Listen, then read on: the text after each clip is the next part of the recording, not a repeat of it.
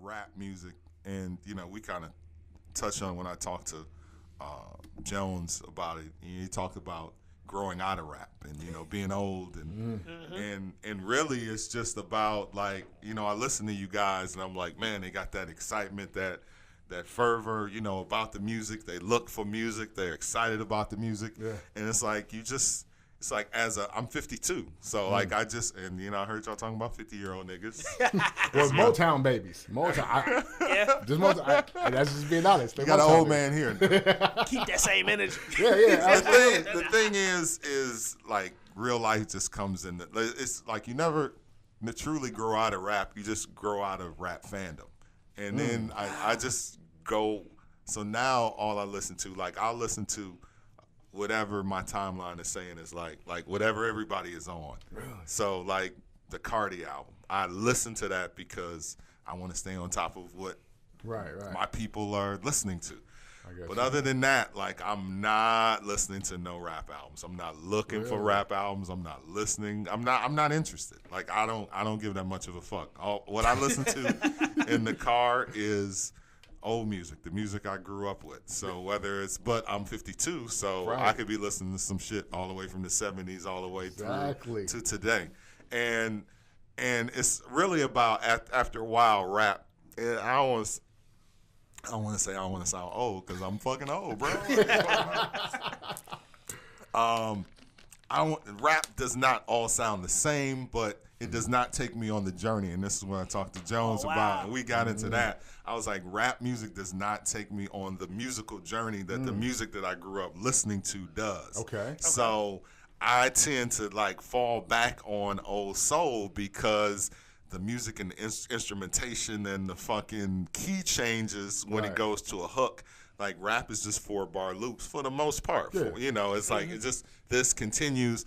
And when I talk to Jones about it, he's like, no, but the rapper, and I'm like, there's only so much I want to rap along with. Like I fucking grew up listening to rap. Like I'm part of the first generation that love rap. I remember cats 2-3 years older than me. They was like, get that bullshit out of here. Get that rap shit out of here. And we was like the first rap fans. So we embraced it. So I've been down from day one and just seeing all the changes.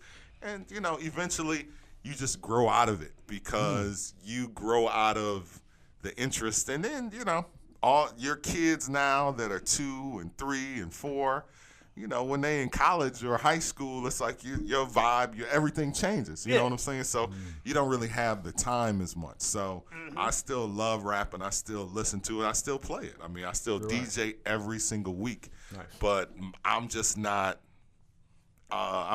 tied into the culture like you guys are. But the culture needs guys like you that are in their 30s and saying like, hey, we remember how it was back then, and we can still talk about what's going on today. So I applaud and commend you guys for that. Thank you, man. I'm sorry, but just that wasn't even the direction we was going. No, that's fine. Because like, I like how you confirm in my mind like how I came up with Motown Bay. I like it like because I do realize the difference. Like even though my mom introduced me to rap, that's why I think I'm like second generation hip hop like student fan, whatever. Right. But like she's a Motown baby. And she was like, that ain't nothing but fucking brand new bag by I'm like, no, I didn't, but I'll go back and listen to it because I played instruments too. So it's like, okay, I get it. And even now, she's kind of in the same space you're in. And she's like, I heard something that was kind of cool, but I ain't got time. I ain't got enough energy for that bullshit. Right. But we had all the energy in the world for the shit that we came up on. Yeah, exactly. I had nothing but energy for it. Like, running out, buying it, listening to it, digesting it, talking about it. Exactly. You just get in a different space. And it's just about, like, if you never grow out of the game, then you may as well be like a rap manager or something. You know what I'm saying? Okay. Like, the only people that don't age out of the game are in the game. You know what I'm saying? Like some of my people that are in their late 40s and 50s, like they're actually in the industry. Right. So they have to stay tuned to it. But I'm not in the industry, so I don't need to, nor do I have any interest in it. But the soul. You know what? From talking to you, that's one of the things I guess you could say I'm afraid of. Like, I know eventually everybody get, yo, shit ain't the hot shit no more. I'm aware of that. Yeah. But being like, just it don't do it for me no more. And this is my shit. Like I love hip-hop. And that's fine. Like there is always gonna be some cold shit. Like let's be clear. Like just whether or not you are interested in finding it is what I'm like. There's cold shit out. Like there's some shit like, but I feel like I was listening. I don't know how I was just going through my DJ shit and I was listening to fucking Jay Electronica, his good song Exhibit C. Exhibit C. Yeah, there you go. And I was like, I haven't had this feeling since this song. And that's like 2009 or whenever that shit came out. Okay. You know what I'm saying? Like even through all the Kendricks and all of the like where everything fit, like the track and Just Blaze going, go again, like keep going. Everything about that's what I'm saying. Like that feeling, like where it was like Just Blaze talking in the beginning of the song, and then he's introducing you to Jay Electronica, and then he snaps over a hard ass beat, and then he drops all these references and all of this shit that you don't even really understand, and all these people telling him how he needs to drop, and you're like, yeah, man, when are you gonna? And then we don't hear anything else. And that's the feeling that I'm talking about. You just stop having that feeling because it's like you want to get a nut every time. And if, unless you can come every time. But every now and then you're not going to get a nut. I wanted to get a nut. So that was the goal. I came into this to get the nut. I didn't. You got yours? You good? Okay, all right, you let's enjoyed it. All right, cool. So I think that was the last song that I felt. So if that's the saying, like that's damn near 10 years where I felt that way about a song. So I think it's only natural that after a while the rappers, because again, you guys are going to have the rap that you grew up with, and then you have the rap that you are still embracing today. So it's like, you've seen the change from, when you became fans to where the game is now. Absolutely. So then there's going to be another change where the music is really just for kids.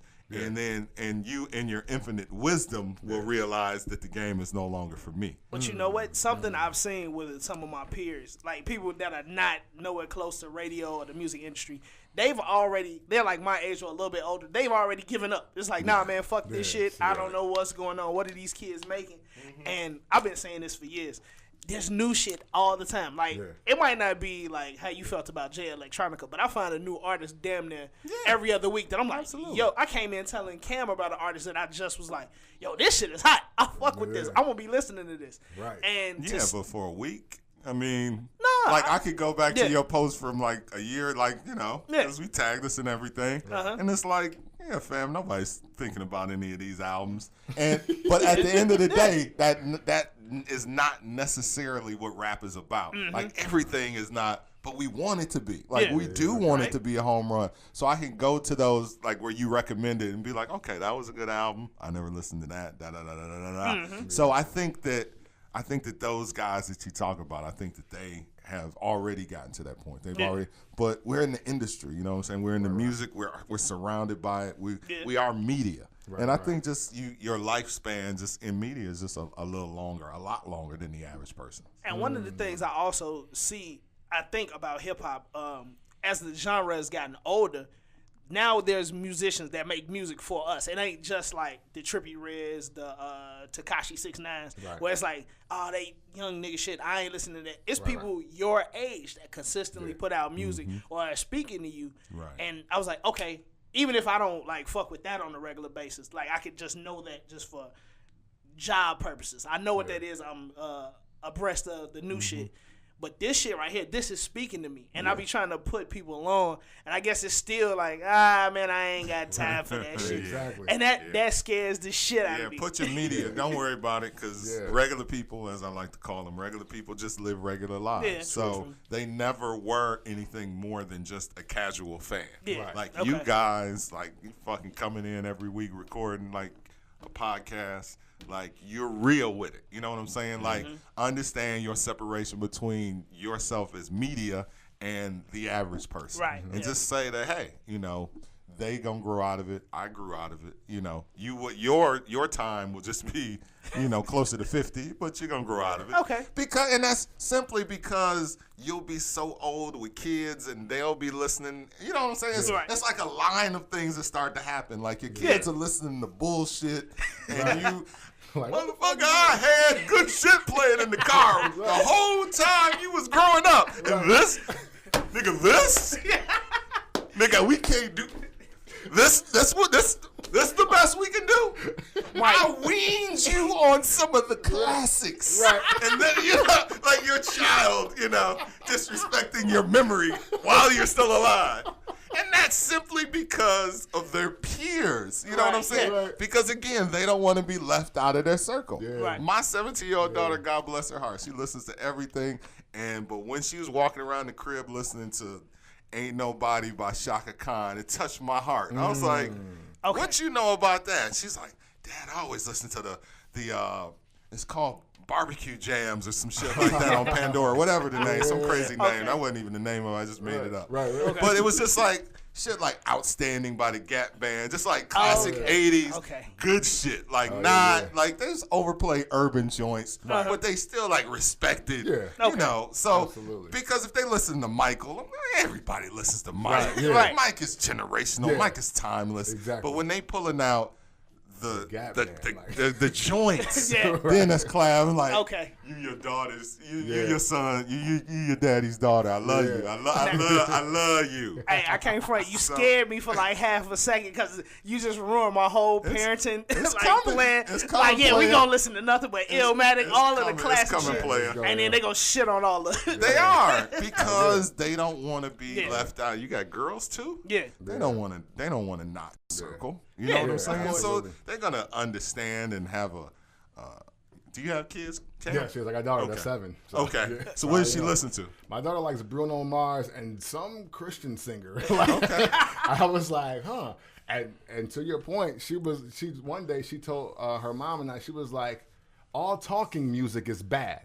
And I was like, talking music? And she was like, she mean rap. I was like, you don't like rap music? What are you talking about?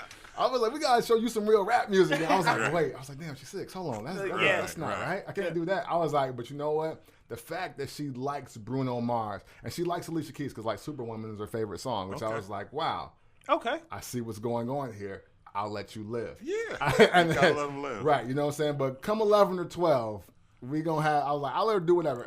Because like at 9 o'clock, I mean, at 9 years old, 9 o'clock, 9 years old, nobody was harder than Alvin and the Chipmunks to me. You couldn't tell me, like, you're the hardest niggas on earth. So, and it was cool. I was like, I bought these little soundtracks. I was like, yeah, no, Alvin is killing this shit. Alvin and Michael Jackson were the top 2. Alvin did, like, pre-auto-tune. Oh, yeah. Like, that shit he had on his voice, whatever it was. You know what I'm saying? He was killing the game. He was a legend, you know what I'm saying? Like, so I'm 9, ain't nobody fucking with Alvin and Michael Jackson, and this is what it is. Yeah. But then, like, when I'm 12, I bought Midnight Marauders, and then just things changed. Yeah, it changed. And that was just it. You know what I'm saying? So I'm just letting her live with, like, what she got, you know what I'm saying? Bruno Mars, Alicia Keys, and this Christian guy who she went to see with, I think, her aunt and her grandma. I was like, oh, she like him? He kind of... I was like, all right. I was like, hey, he ain't talking about nothing that I wouldn't, want her to digest. Right. So it's cool. Okay. Rock out. So yeah. But I'm anticipating that because when you were saying that, I remember it was either, and it might have been the same day. I either played Chief Rocker by Lords of the Underground, or I played What's Up Doc by Foosh Niggas and Shaq. And my mom was like, the fuck is this? I was like, this is Lords of the Underground. And she was like, no, like. Right. She was like, you ain't got no LS. I mean, well, yeah, but you don't like this? He's like, no, I don't. She's like, I don't want to hear none of that. I don't want to hear that shit. It's coming. And I was there's the line in the sand. The same mom that had love for rap. Yeah. Drew a line with Lords of the Underground or Foosh Niggas. You know what I'm saying? Right, like, exactly. So just like I drew the line sometime around 2004, 2005 with the Snap and all of that. Favo. Favo! I drew the line. I was like that's my pen. Nice long line. I'm over here. Right. He was like, I'm not fucking with you. And I'm not coming back. Like, Yeah. there has to be, because there has to be a genre of music for kids. Yeah, no, definitely. And so many people I think we understand that as media, but I think my peers of my generation never got that. They just knew that they came up on a rap, and they didn't understand why their kids' version of rap wasn't as good as theirs. I'm like, it is to them, Right. actually. Exactly. You know, it's even better to them. Right. Just like my version of, like, you couldn't tell me shit about LL in 86, 87. Like, when the Bad album was out, Yeah. and my mother was like, turn that shit down. Turn that noise, Yeah, that noise. exactly. Turn Yep. that noise out. Turn that. But then pop in, and like she would hear something, just kind of like you said, your mom, like, would hear something and go like, oh, that's from such and such. That's, oh, they just took that from da-da-da-da-da, whoop-de-woo. So now we doing that. So now that's how I bridge the gap now with the generation, is I just be like, oh, like everything that you think, like even the simplest shit, it just be like, oh, that's a sample. That came from, like, there's a Leah joint, I Care For You. Yeah. Like that whole song, Like, the music is like from an old record from Stax Records. Like, they just looped it. And it's like, if you listen to it, you'd be like, oh shit, they fucking looped that, and she sang over it, and Timbaland did a beatbox over the top of it. Like, that's it. Yeah, but exactly. so that's how I bridge the gap, is just like that knowledge, and just like, okay, everything that's old is new, and that will never change. no doubt. And the journey of getting older with hip hop, it's funny to watch, like, our peers, or me and Cam's peers, you're a little older than us. A lot older.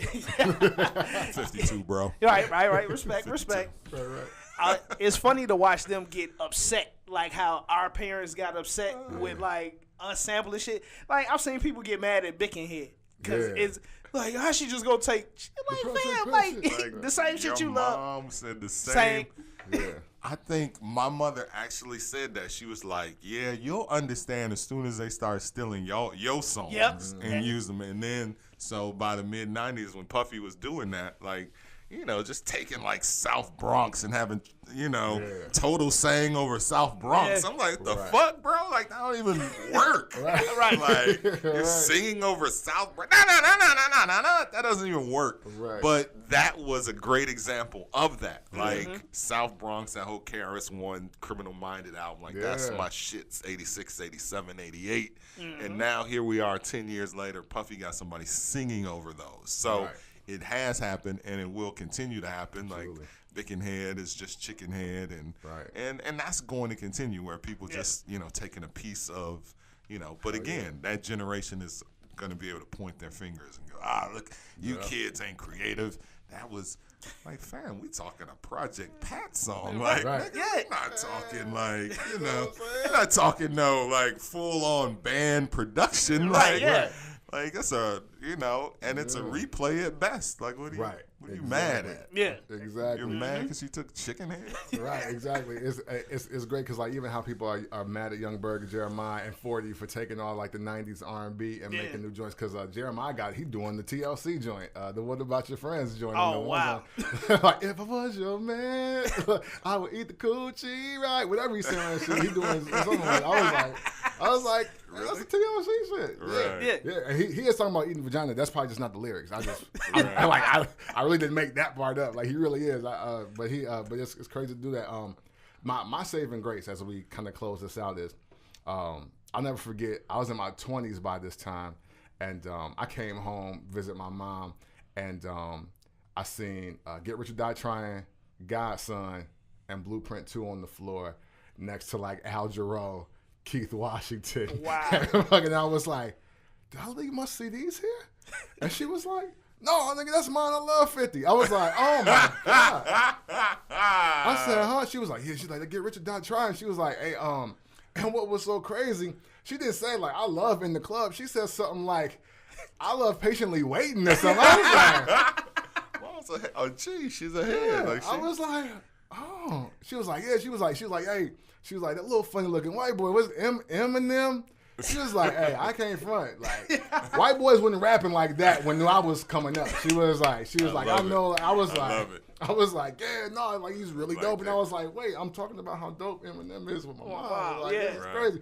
But she remembered the Vanilla Ice, the Third Bass, and the Beastie Boys. Like, like that was, her time with my two uncles, and that's what they rocked out to. And she was like, but she was like, no, she was like, no, that white boy is actually pretty hot. I was like, she was like, he can really like rap, and like to this day, and now she's she'll be 60 this year. Okay, and it's all fuck everybody but Jay and 50.